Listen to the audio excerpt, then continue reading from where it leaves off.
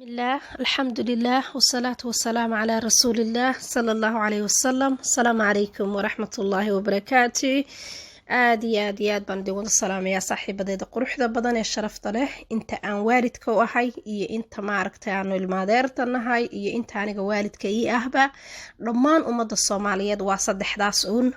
aad iyo aad baan idin wada salaamayaa waa inaad adiga waalid u tahay in kula siman aad ilmaadeertihiin iyo in adiga waalidku ah saddexdaas ee Soomaaliya u qaybsantaa wax kale oo soo saddexeeya ma jiro dhammaantiinba aad iyo aad baan idin wada salaamayaa gacmo furan qalbi furan kusoo dhawaada biidmillaahi raxmaan waxaan rajaynayaa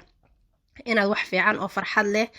oo inagala kulantaan inaanan ku xadgudbin diinteena islaamka ee suuban inaanan dhaqankeena wanaagsan ee Soomaaliyeed ku xadgudbinin inaanan si kale dad ummado kale ama maartay gaal iyo islaam waxay ahaadaanba inaanan maartay ku xadgudbin baan Ilaahay subxaanahu wa ta'aala ka baryayaa idinkana inaad aamiin ii dhahdaan sida aniga sharafteeda loo dhowro ee gaal iyo muslimba Ilaahay iigu sakhray ayaan rabaa anigana insha Allah biidmillaahi ta'aala in ummadda Ilaahay iiga nabad gasho baan Ilaahay ka baryayaa qodobka aan rabo maanta insha Allah inaan idin la qaybsado oo aan u soo galay on codkan yar insha Allah u soo duubayo waxay tahay waliba waxaan jeclaa inaan live u soo fariisto oo si toos ah u soo duubo videoga laakiin carruurtii yareed baa guriga ii joogta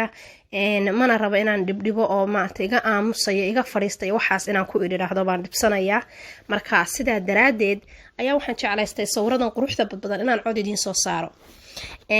maasha Allah waxaan idin dooray sidaan isleeyahay sawiradii ugu quruxda badnaa ee qorraxdu marka ay soo baxayso waliba biyo korkeed ka soo maartay meel biyo ku beegan ka soo baxayso aad u qurux badan xilliga ugu wanaagsan xilliga irsaaqada Ilaahay loo dhaqaaqo ah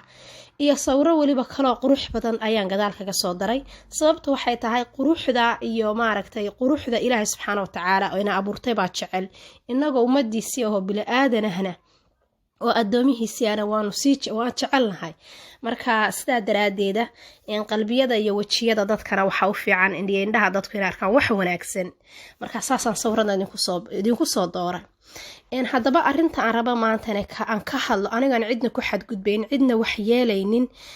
cidna maartay wax u dhimaynin ayaa fikirkayga saliimka wuxuu siiyay bal inaan arrintan wax ka dhaho waxa jirta wax adiga ku gaar ah iyo wax danta guud ah oo ummadaada aad kala siman tahay sida dawladda oo kale sida maartay ilaalinta diinta islaamka oo kale sida ilaalinta dhaqanka suuban ee Soomaalida oo kale sida maartay cirdiga ummadda Ilaahay inaan lagu xadgudbin oo kale qof kasta mas'uuliyad baa ka saaran marka aad iga raali ahada ma aqaan markaan hadlayo hadalka ma uu idhiba marka cunaha maanta oo dhan waa is xidhaya marka dhamaantiin aad iyo aad baad salaamay arrintan raba marka maanta inaan ka hadlo waxay tahay haddii ay khalad igu tahay maartay walaalahay baatiin indhahaygii baatiin waalidiintay baatiin kuwa waalidka u habaatiin waa igu dhihi kartaa ma fiicneen ka hadashid waxaan dhageystay maamo Soomaaliyeed oo la yiraahdo maamo Soomaali maamada Soomaaliyeed marar badan waan dhageystay waa hooyo qurux badan oo si fiican u soo fadhiisata laakiin waa hooyo taraaraxda mararka qaar marka maanta aniga taan isla waa ka hadlaysaa waa mid riski ah dad bay riski gelinaysaa waxay soo qaadatay maamadaasi video qofkii ila arkay baa ila arkay qofkii igala damqaday waa igala damqaday kii iyada ku raacayna waa ku raacay waa xurub u yahay waxay soo qaadatay gabadh yar oo Soomaaliyeed maamadaasi waxay iska dhigaysaa inay gabadha u doodayso laakiin anu waxaan isleeyahay gabadha in la dilo ayay rabtaa matalan qofkii dhageystay waa dhageystay kaan dhageysan oo soo dhageyso dadka markaa rabtid inaad caawisid oo problem ka saartid cidna looma sheego si yar oo diblomaasi ayaa qofka lagu saaraa oo dawladda badbaadinaysa markaa loo dhiibaa waa haddii aad ku talagashay inaad qof caawisid laakiin gabadhii baan video baan dhahayaa soo duub ama way soo duubaysaa publicii baan dhigayaa oo ninkii hadduu dilo hadda yaa ka mas-uula hadduu hadda ninkii dilo intuu videoyada arko yaa ka mas-uula ta kale walaalayaalow qoys markaynu nahay waxaa jirta laba waxbaad qofka ula shaqayn kartaa inaad Ilaahay dartii islaax bayna naas u raadisid oo dadka islaax raadsi haddaad islaax weysidna aad hay'adaha nabadgelyada ay qusayso aad u sheegtid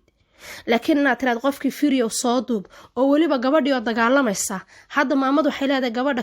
kan weeye laakiin gabadhu iyada anaga cayda maqlaynaa dagaalka maqlaynaa sharciyana caruur korkooda labada qof midna inuu ku caytamo ku dagaalamo maaha labadoodaba riski bay caruurta gelinayaan inay ku dagaalamaan maaha hadduu qof kula dagaalaya adoo ilmaha haysta waa inaad ilmaha difaacdid oo qofka ka carartid hal mida adiga lagu ogol yahay in aad haddii lagu dilayo gacanta isaga qabatid oo qofka iska qabatid laakiin bayback baan ku sameynaya qofka way waa caayaya taas ma la ogolo sharci ogoli ma jiro laakiin qofku inuu nafsiyan isu difaaco way tahay qodobka kale aan la yaabay maanta hadda maamadu waxay leedahay waxbaan dawlad siinaya dawlad haddaad wax siinaysa jaajuus baad noqonaysaa laakiin waxaad samayn kartaa qofkii baad garab istaagi kartaa caawin kartaa riskiga ka saari kartaa adoo aamusan maxkamadii baad u raaci kartaa witness baad markhaati baad u noqon kartaa waad garab istaagaysaa affidavit iyo cadaymad qofkii u qoraysaa waxaad arkaysay waraaq fiidiyoyadaas hadda koodka geynaysaa adoo qofka garab taagan laakiin qofkii halkaa iga joogan case soo furaya anigu taas jaajuusnimaan aqaana qodobka kale aan la sii yaabay waxay tahay dad baad caayaysaa waxaad ku caayaysaa qaxooti bay ahaayeen markaad qaxootiga waad la joogtay adiga ma dharagsaneed mataajirad baad ahayd eedda gacaliso ta kale aan la sii yaabay maama soomaali qabiilo soomaaliyeed bay caydaa war qabiilka soomaaliyeed cidduu yahayba shiikh iyo shariifa wareey 2 qof iyo 3 qof looma caayi karo subxaan allah qof qabiil shiikh iyo shariif la qof looma caayi karo aflagaada wada personal attack ba hadalladaada eedda gacalisa ka muuqda Soomaalidu in wax la isu sheego waxay u aragtaan la is attaagaya maya wallahi wax baan ku sheegaya because si kasta kugu soo xiriiriyo waa ku heli kari waay Facebook Instagram waa ka soo xiriiriyo waa ku waay marka eedda gacaliso iska da personal attack mid kale erayada aan leedahay oo aad leedahay ilmaha disable kelimadaas maba la dhahaba dawladuhu iyo adduunku ma dhahan kelimada special need bay dhahan qofka markay waalidka wuxuu sheegayaan ama qofka kalena intii wanaagsanayd bay soo hormariyaan ilmaha ku wanaagsanaa waa ilmo beautiful waa ilmo smart ah waa sidan marka dambe problemkiisa sheegaan marka dhakhaatiirta iyo dadka quseeya ama dadka marka ku cusub u sheegayaan laakiin handicap child disable child adigaaba riski ku jira adigaaba ilmihii caayaye xagaad bal soo weerarsta dawladaha iyo meel walba soo arka qof ilmihii ku dhahaya special need bay dhahaan markay ugu bataan subxaanallah wartooshkana seetaan iska daaya dadkan personal attack iska daa maama Soomaaliyeed gacalsa qabiilada iska daad afka 24/7 ku taagaysid waa ceeb caleeg qofkii shakhsiyan soo qaado qabiil walba qof xun waa leeyahay laakiin shiikh iyo shariif wala dad yaan loo cambaaraynin iska daa dadkan eedo aad ataagaysa hadda koor maamuliyun waxay ku tiri reer baad nacab tahay anigu ma rumaysan laakiin marka hadda ayaan ku fiirsaday maandhaxaas Cabdullaahi Yuusuf Allah uu naxariisto oo wuxuu soo dhaqdhalay wuxuu soo dhig lahaa soo sameeyay dawladdu soo dhiskaray soo dhisay baad waxaad lahayd cadaabka Allah ku fogay xabadii horeysay isaga bilaabay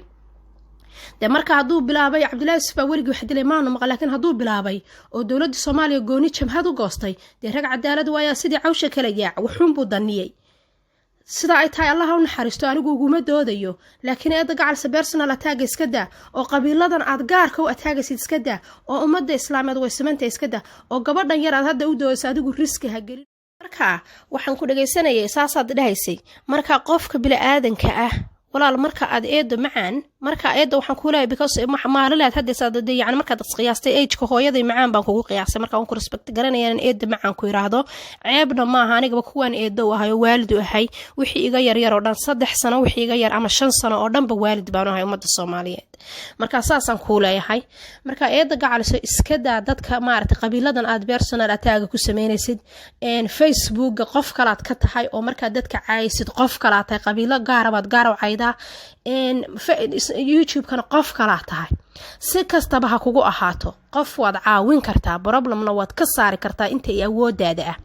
laakiin ma sameyn kartid qofkii inaad dad si gaar ah u caydid gabadha yar hadda maanta inanka miskiinka ah ee khaldamay hadii uu videoga kan aad soo dhigtay uu caawo gowraco adaa ka masuula because waad carisay waad kicisay laakiin haddaad intaad gaar ula hadashid oo aad gaar ula xaajootid uu ku diido maxkamad la kor maxkamadna adigu xaq uma leeyahay isaga loo kortid gabadhaad ku caawin kartaa